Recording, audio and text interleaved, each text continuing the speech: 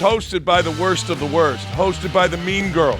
A true vibe, if you will, called Vibe Check. 3 women that you don't have any idea who they are. They're just the same women that you see on ESPN. Here's a mockery of women's athletics on ESPN+.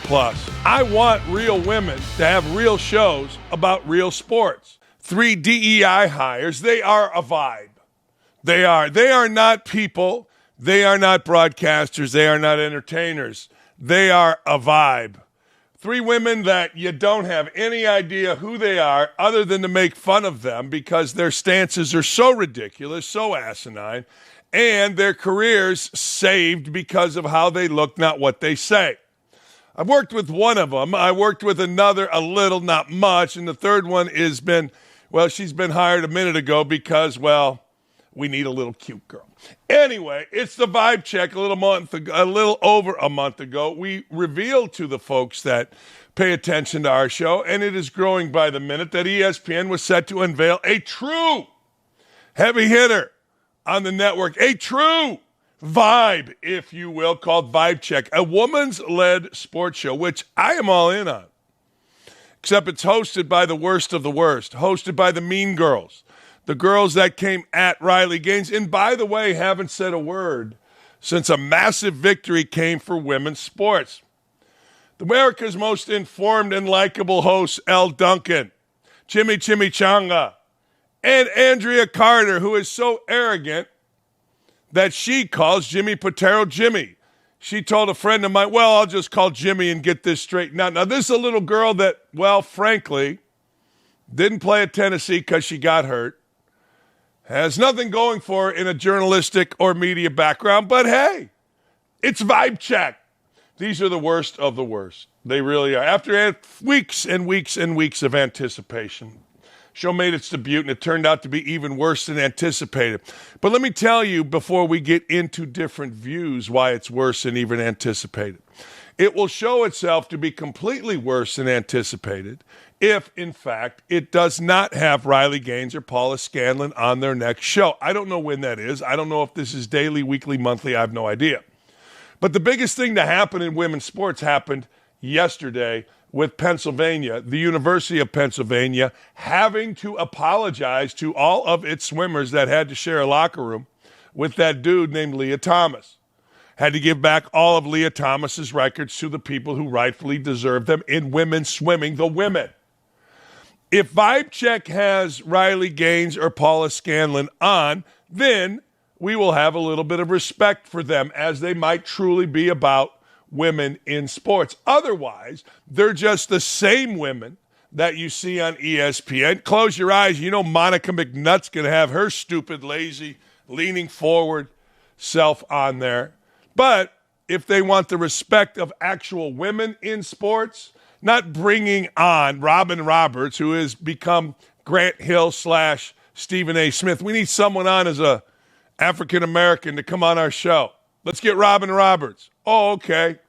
Anyway, if this show is to garner respect, I'm giving you right now, Vibe Check, ladies, the blueprint. Have somebody that's actually in sports on, that did something important in sports as a female. That would be Riley Gaines or Paula Scanlon. We'll see. Hopefully they do. Hopefully this becomes a great thing for women's sports, but it's off to a terrible start. ESPN is true to women's sports, not new to women's sports.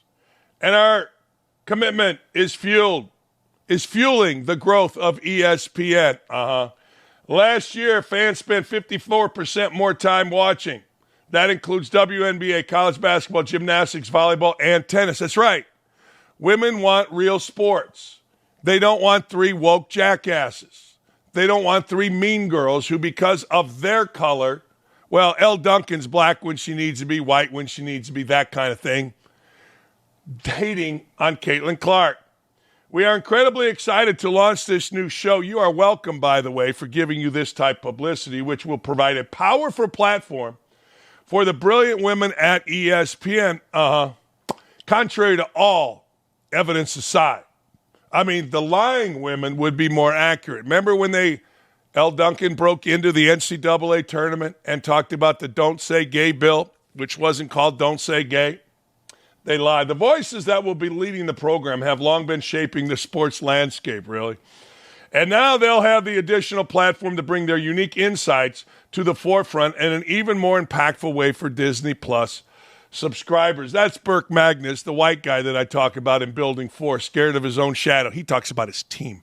I had dinner one time with Burke Magnus at a group, and I just watched, and he's a really nice guy. He's the president of content at ESPN. What Burke did was get bullied by the African-American, or whatever these women call themselves, into having a show. And they put it on ESPN Plus, where you get to pay $29 for it. It's all good. I'm all for women having a show, but these women are horrific. These women have showed themselves to be sexist, racist, biased, horrible human beings. And I stand by that. Elle Duncan arrested for DUI in 2013. I didn't know that. I mean, Jalen Rose, Elle Duncan, you imagine if I got arrested, they got mad at me at ESPN for saying I would not go, quote, at it in a pool with a woman that wasn't my wife. They got mad at me. I had to answer for that. I said, what are you talking about? I'm not. Get mad all you want, but I'm not. Accused Caitlin Clark of stealing storylines from other WNBA players and infamously held a moment of silence in response to Florida's Parental Rights in Education Act, which she said is called Don't Say Gay. So not only is she unattractive externally, internally awful, horrendous. Andraya Carter, who nobody knows, but they shipped her off and put her on College Game Day because they needed a sister to go with Jay Williams, Jay Billis, Seth Greenberg, and Reese Davis. You got to have a sister to cover men's basketball. Yeah, you do. She boldly claimed that the WNBA wasn't against Caitlin Clark, supporting Caitlin Clark being left off the Olympic team because she was unwilling to sacrifice her knowledge and integrity in terms of the game for marketing purposes, and repeatedly defending the player assaults of Clark on the court. Those that are around her understand she's just really stupid. And, of course, Chiney Ogwumike, she mocked Caitlin Clark's popularity while being interviewed as a guest on Angel Reese's podcast. Constantly is deflecting credit to the old heads of the WNBA, which she is one, when discussing Caitlin Clark's impact on the league, and uses her ESPN appearances to lecture the audience on her More Than a Vote initiative. It is more than a vote. It is. It is more than a vote. I mean, if you voted, then it really isn't more than a vote. But let's go to Chimichanga's More Than a Vote. It was. People voted for Joe Biden. Well, did they really? But I'm not getting into that. But according to Chimichanga, it's more than a vote. Well, it was. We had a dementia-ridden, crippling our economy, opening our border, inflation-riddled, corrupt moron as president. So Chimichanga was right. It was more than a vote. See, she felt, because she's woke, more than a vote meant vote liberal. How's that worked out? Not very good. But Chimichanga has her own show. I don't know how to say her last name, and I don't care to say her last name. I was on a set one time, just got off, and here came this idiot dancing around like a damn fool. And the people on the set were like, what? This is when she was trying to make it. And then I sat there and I said, all right, I'm going to listen to what she actually has to say. I was literally right off the set, and it was the stupidest shit ever. It's amazing. Oh, it's amazing. After months of anticipation, here's what is in store for episode 1 of Vibe Check. Starting off with the trio singing Happy Launch Day to themselves. Here's Vibe Check. Here's a mockery of women's athletics on ESPN Plus. Happy launch day to you. I didn't know where you were going. Happy launch day to Happy you. launch day to you. you. There we Happy go. launch Hey, day. you guys, it's Vibe Check. It's our Bunch of women talking over themselves. I can get that over here at Denny's. I can get that over there at Wolfie's. I can get that over there at Old Oakland. How about you have a serious women's sports show with serious women that aren't full of shit? I would support that. I would. Vibe Check. The show started with a decision about the WNBA All-Star voting. The women didn't care to question the players inexplicably voting Clark ninth among guards. Guards, I say. Instead, Elle Duncan performed push-ups while her co-host caterwauled about other players missing the cut. This is what I'm saying. Like, it would be nice if serious women could do a show. It would be. Like, Mike Greenberg has always been a milquetoast, kind of a vanilla host. But Mike Greenberg, if you really listen to him, has always hosted popular shows because he gets to the point. He gets to what people want to see, which is sports. But these women doing push-ups, it's kind of a caricature. It really is. Women acting silly. Women not being smart enough to actually discuss real issues in sports. Women being biased and talking over themselves. And it's sad because, as I've said, I want real women to have real shows about real sports. I want real women to have humor, to be taken seriously while they do real sports. But these women can't because they don't know enough. It's sad, really. You put Lee Ross up there with others, you'd have a real show, and hot. In the next segment, the crew sang a song for their viewers and introduced special guest Robin Roberts. Okay. Duncan asked Roberts, who is the most famous person in her phone. Oh, my God, who's the most famous person? Before Roberts could answer, Duncan immediately winked and said Michelle Obama, America's most insufferable woman. A woman now in her 60s doesn't care, which I dig. She doesn't care what she says because she knows she scammed the whole thing. Barack Obama famously didn't have a job, and somehow he became senator and president. Michelle Obama somehow, some way, was on the cover of every magazine. Let me give you a hint. She's African-American. Oh, my God, have you seen her arms? While Melania Trump, America's most beautiful and actually the world's most beautiful first lady, can't get on a magazine cover to save her life. Why? Because she's Trump's wife. But, hey, they told us on Vibe Check that everybody loves Michelle Obama. I bet you they don't. Vibe Check cover girls Hannah Storm and Monica McNutt. Monica McNutt. Hey, man. How y'all doing? I do like Hannah Storm. I sat in the green room with Hannah Storm and Aaron Boone. It was fun. They'll appear on the show later this week. Storm praised trans swimmer Leah Thomas for his bravery during Women's History Month. Famously, McNutt suggested that little girls were racist for supporting Caitlin Clark. This is the cast. Where's Sarah Spain? ESPN should have taken our advice and recast its big three with Laura Rutledge, Jane Slater, and Ashley Brewer. Sure, it's basically illegal in 2025 to build a show around three attractive blonde ladies. You have no idea how much this line will infuriate ESPN management. We know that. Hey, the other day at the College World Series, there were three white men. Three white dudes in the booth.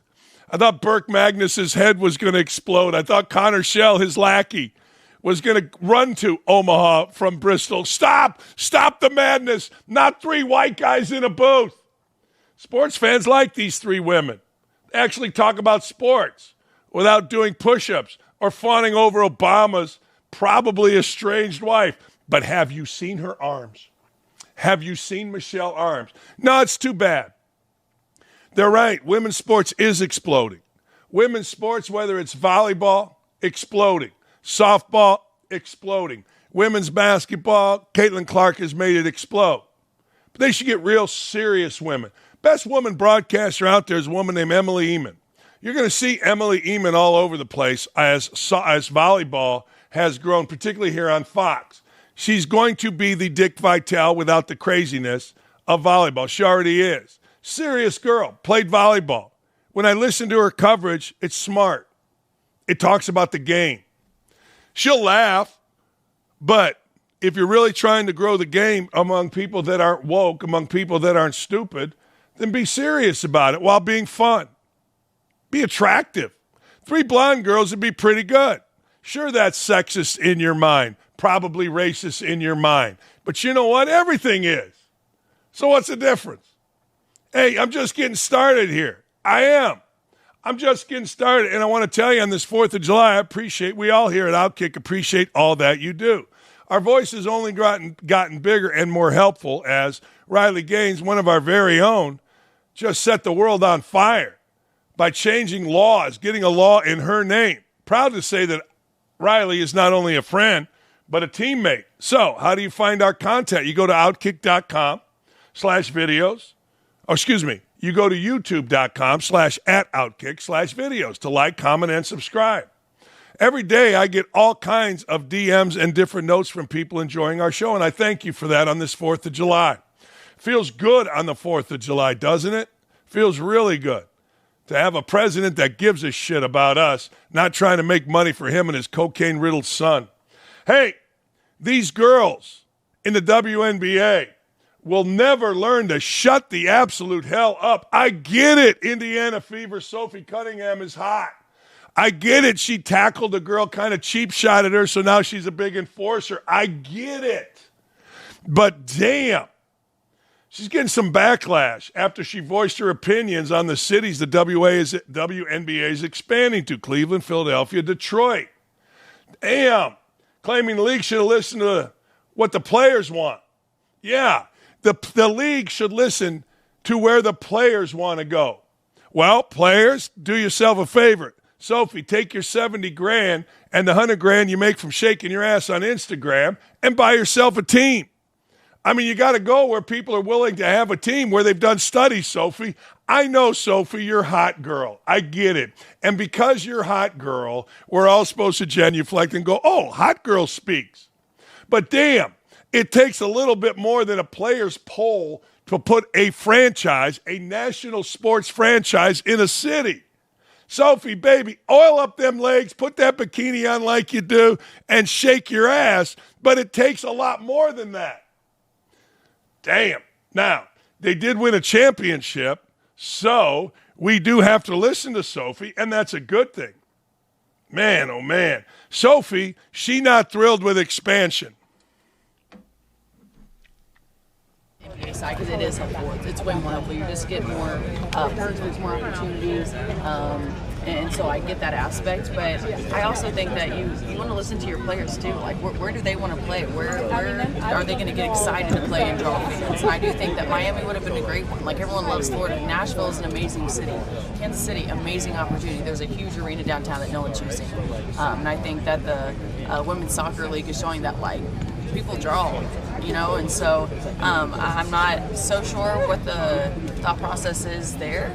But at the end of the day, you also want to make sure that you're not expanding our league too fast. I think that's also another thing, that you don't want teams to totally dominate and then have teams that aren't. And so I just think that it's kind of a hard decision-making situation.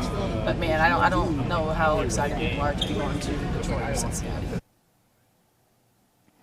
Sophie, it takes a little more than, hey, where do players want to play? Hey, we want a franchise in Guam.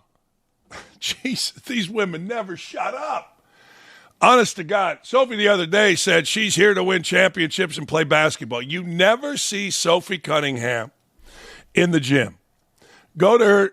She posts more freaking look at my ass videos than she does baskets. No, not championships, because she won one. She never posts anything working in a gym. Now she's trying to tell the league, I want to go to hot places because I want to stand on a roof and pose in front of, Morgan Wallen's bar. Shut up. It takes money to put franchises in place. They do studies on these kind of things. But Sophie, hey, good for you. Don't talk. Just be. City of Cleveland took offense after Cunningham's comments and fired back at Sophie Cunningham. Are you allowed to? Well, yeah, she's a white girl. Sophie, your teammates don't seem to think Cleveland is too bad. We're proud to have been chosen to host the WNBA team. Any player that comes here will feel the legendary passion Cleveland sports fans show our team. Detroit wasn't too happy with Lil Sophie. But Sophie's the hot girl. We must listen to the hot girl. Isn't that the way the world works? Here's Detroit. The last time we were home to the WNBA team, we were ranked top 5 in attendance 5 straight seasons. Number 1 in attendance 3 straight seasons. Set the single-season attendance record, 22,076. Game 3 of the finals, 2003. Additionally, more than 775,000 people were excited to come to Detroit for the draft. Detroit's a sports town. We're sure we'll see the same excitement for the WNBA returning. There you go. I mean, look, hot girl. We get it. We all get it. We do. You're a hot girl. Now you're hot enforcer girl, which makes you even hotter because you tackled the lady. Even Jamel Hill's dumbass chimed in. Now, I take offense at this. Sis, you play in Indiana. No disrespect. What did Clay Travis say? Jamel Hill was 0 for her last 228 sports takes. Make it 229. Indiana's the basketball capital of the world. Are you kidding me? Anybody that's ever been, I can take a picture out here and show you the beautiful lakes. You can't take a beautiful picture of Detroit, sis. But I got to tell you, if Jamel Hill says it, now I side with Sophie Cunningham because Jamel Hill has never been right. You know, it's funny, Jamel Hill wouldn't know this, but people consider it an honor, true story, to play or coach in the state of Indiana. When I was running Bob Knight's basketball camp, we had coaches from all over the country, high school coaches, work our camp. And honest to God, almost to a man, guys would say, hey, Dan, if you know of any high school job that opened up here, I'd really be interested. Let me know. I'm going to apply. Because everybody wants to coach and play basketball in Indiana. Jamel Hill took a swing. But as always, it's the wrong swing. Sophie should just stop talking. Be grateful that the league is expanding it all. But there's no gratitude with this women. Kindness is weakness, considering the fact they lost over $40 million last year. Maybe you should just be grateful you got a league at all. And you, of course, are subsidized by the NBA, which actually makes a massive profit. Meanwhile, Colin Cowherd went off on the angry lesbians of the WNBA, snubbing Caitlin Clark as the 9th best guard, stating in part, the pettiness has no bounds. It just doesn't. Cowherd's going to clown some players here, and I'm all for it. Let's see. Caitlin Clark finished 9th in player voting. In fact, she finished behind one of her own teammates in player voting for the All-Star game. The pettiness has no bounds. But it's interesting. For years, the WNBA players were pointing fingers. They were saying people are sexist, the media is sexist, we're not being promoted, we're underappreciated. And then they get the golden goose, and they don't like what it looks like. Iowa girl, Indiana girl. Well, who knows, and I've said this for years, when the wave hits, ride it. You don't know what it looks like. Don't fight it. When Puka Nacua went in the 5th round of the Rams and they suddenly in camp went, oh, we just found a new number 1 receiver. He's better than Cooper Kupp. They didn't fight it. Did you think when you watched Tom Brady at the Combine, that looked like the GOAT? They had just signed Drew Bledsoe to a $103 million contract. That was a lot of money back then. And then a year in, they're like, I'm going to go with Brady. They didn't fight it. And Drew Bledsoe was still very, very good. So, there's obviously a racial component here. The WNBA players, they just don't like what the wave looks like. They wanted to fly private. They wanted to be more popular. They wanted a better deal in the CBA, which they'll get. They wanted sold-out arenas. They got it. They don't necessarily think it should be this. There you go. There you go.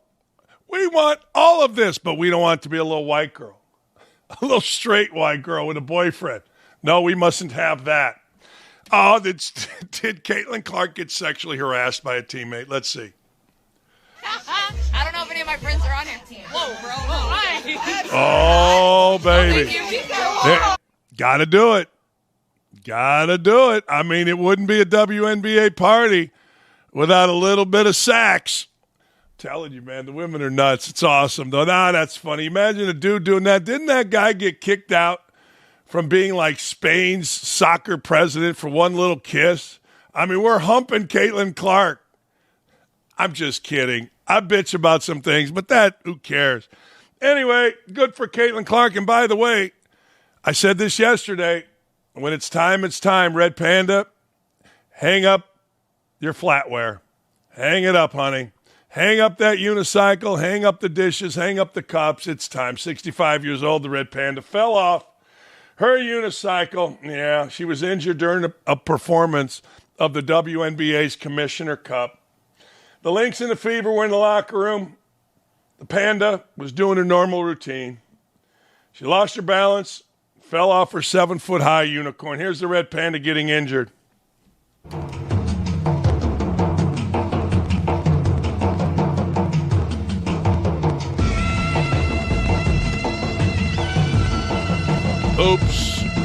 Oopsie. After she fell, she immediately grabbed her left wrist. The medical staff was at the scene quickly to assist her. She managed to walk a few steps, sat back down, was taken care of, and off the court in a wheelchair. The Red Panda, she left the arena, transported to a hospital by apparently the mascot, where it was confirmed she broke her wrist. Here are Fever players wishing the Red Panda health, a recovery. Here it is. We love you. Red Panda. Red Panda got hurt at halftime. Feel better. She rides on the bike and does we love you, Red Panda. Red Panda, if you're watching. Red Panda. Red Panda, if you're watching. We love you. I don't think Red Panda is on my shit. What does sister have to say? What are you saying there, sister? What you got? Okay, so funny. Anyway, the Red Panda fall down. Got a little list here of the best halftime folk. Red Panda number 1. Zeke the Wonder Dog, Michigan State football games. It is pretty impressive. I've seen him at basketball games. Zeke the Wonder Dog's pretty damn good. Rocky the Mountain Lion dunks. That's during the Nuggets game. Half-court shots to win money, high-priced items, and mascot races and games. I'll tell you what, Quick Change is pretty good too. I like Quick Change. When Quick Change and that gal go into that thing and they change, pretty good. But the Red Panda is the go. Some people want her in the Basketball Hall of Fame. I mean, you put Dick Vitale in the Basketball Hall of Fame, you might as well put in the Red Panda in the Basketball Hall of Fame. What the hell? I mean, why not, man? The Red Panda. Hey, the worldwide leader in sports is going to be smart here. You can't be the worldwide leader in sports and your summer consists of lesbians running up and down hating on Caitlin Clark. You got to have some baseball. Remember when Major League Baseball and ESPN came to an impasse? I celebrated because no Jeff Passan. But anyway, let's move it along. They're back at the negotiating table. They have to be. Surprise, surprise. Turns out baseball fans still exist. It does. Absolutely does. Ratings matter. Even if Disney executives were too stupid to understand. Last night I'm watching the Cubs game. Take on Cleveland. They had 42,000 in there. What was it, a Wednesday night? What are you doing? Baseball attendance is great. It's awesome. It's fantastic. ESPN bailed on Major League Baseball, tried to play it cool with studio shows, podcast fillers, and now they're realizing, whoops, maybe live sports actually matter. Look, let's be honest. The only thing ESPN has of interest is live sports. I mean, we are all in a quandary. You can't stand any personality on ESPN shows, but you got to watch ESPN. Why? For the live sports. ESPN keeps trying to reinvent the wheel. Fewer games, more Stephen A. Smith, more Elle Duncan, more little lesbians, more social activists. Meanwhile, fans just want to watch a ball game. Who'd have thunk it? It ain't rocket science. But the fact that the two sides are back at the discussions, indicate that ESPN realized it might have made yet another mistake under Connor Schell and Burke Magnus. While NBA ratings continue to fall, Major League Baseball has shot up. Baseball, college football, and the NFL are the obvious places to invest your media rights dollars. But the network instead spent a fortune on the WNBA. The two sides share political beliefs, got together, tried to woke us. They had a woke-off. It's not a great business strategy. Worked for the NBA, though. NBA's paying people left and right, $71 million for SGA. Good for them. Several other networks or streaming service has jumped in to bid on ESPN's package of baseball games and events, including Apple TV+, NBC, Home Run Derby, playoffs, and exclusive national broadcast window in a sport with a growing audience.